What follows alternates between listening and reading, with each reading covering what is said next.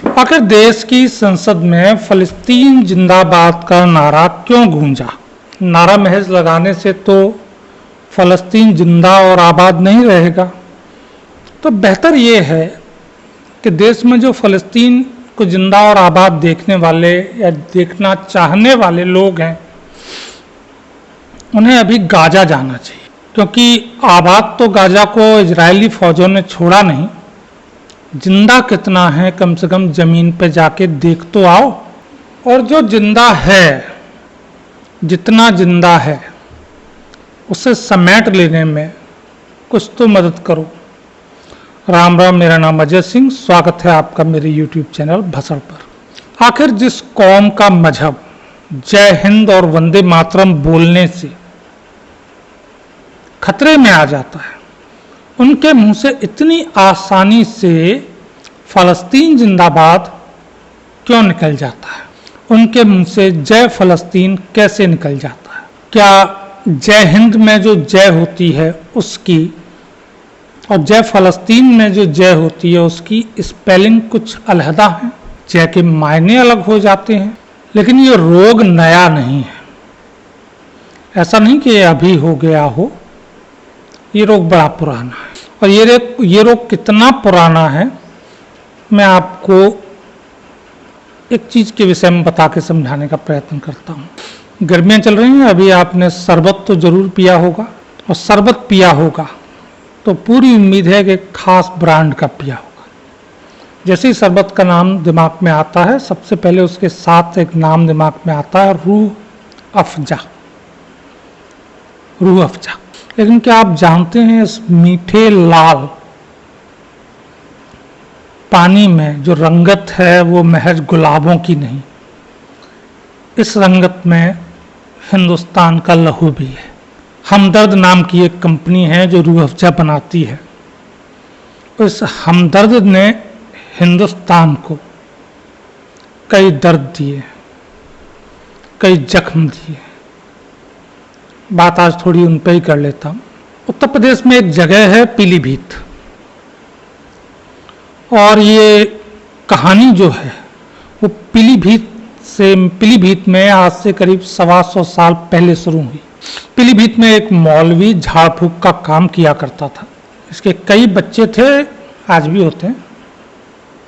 उन्हीं में से एक लड़का एक स्थानीय हकीम जो था उसके यहाँ मुलाजमत करता था। मौलवी साहब मौलवीगिरी के साथ ही झाड़ फूक का काम भी किया करते थे।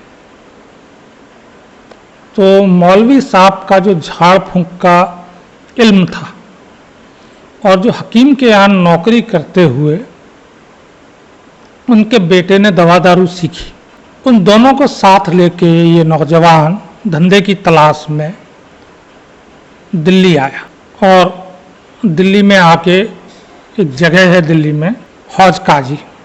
इसी हौज काजी में इसने शुरुआत की अपने काम धाम।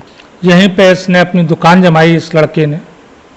और आरंभ में ये अपने पिताजी और अपने उस्ताद दोनों वाला काम किया करता था, यानी कि लोगों को दवाइयाँ भी बेचता और झाड़ फूंक भी करता।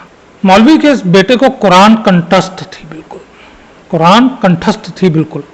और जिस लहजे में ये अरबी और उर्दू बोलता था, जिस तरह से कुरान की आयतें वगैरह बोलता था, उसने इसे जो वहाँ का इसकी अपनी कौम थी उसके बीच में बड़ी जल्दी इसे पॉपुलर कर दिया।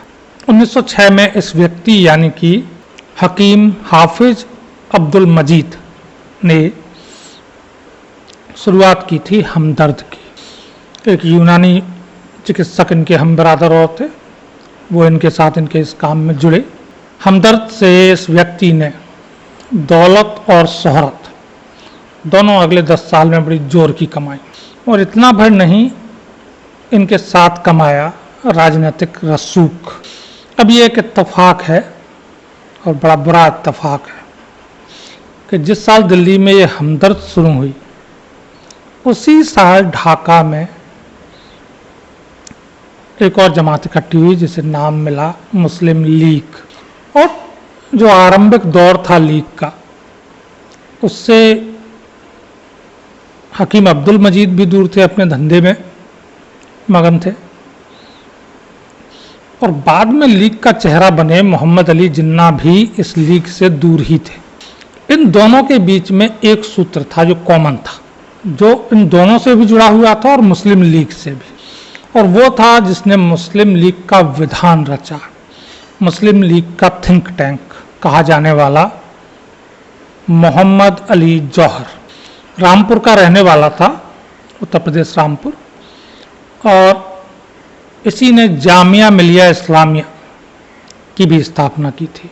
और इसी के नाम पर जो अखिलेश यादव के खासम खास चाचा थे मियाँ आजम खां, वो लूट डकैती करके एक यूनिवर्सिटी खड़ी कर रहे थे रामपुर में, जौहर यूनिवर्सिटी, और उसी लूट के चक्कर में आजकल चाचा जान जेल में सड़ रहे हैं पखाने साफ करते हुए।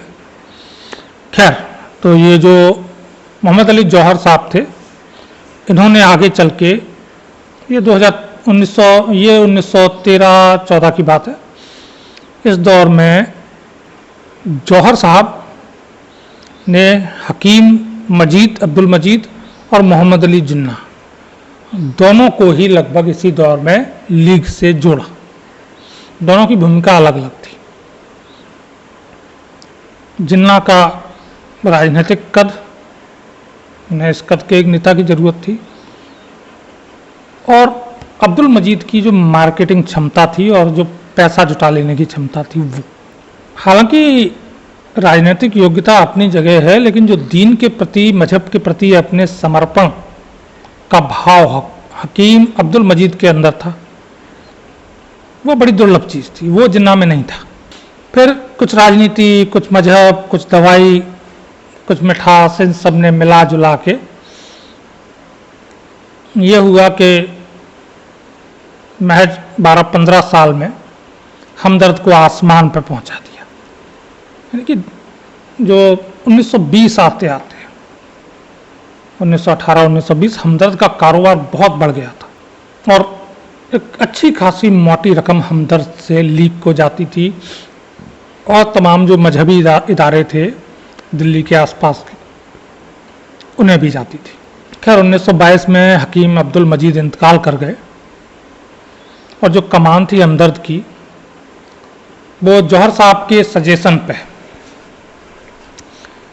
इनके जो बेटे थे उन्होंने, इनकी पत्नी थी राबिया बेगम, इनके बेटे थे एक मोहम्मद सईद थे, और एक जो थे उनका नाम अब्दुल हमीद था।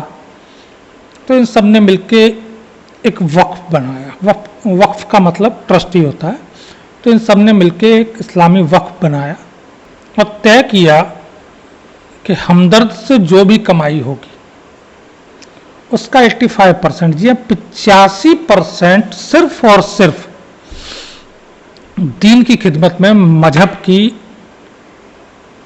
सेवा में ये देंगे।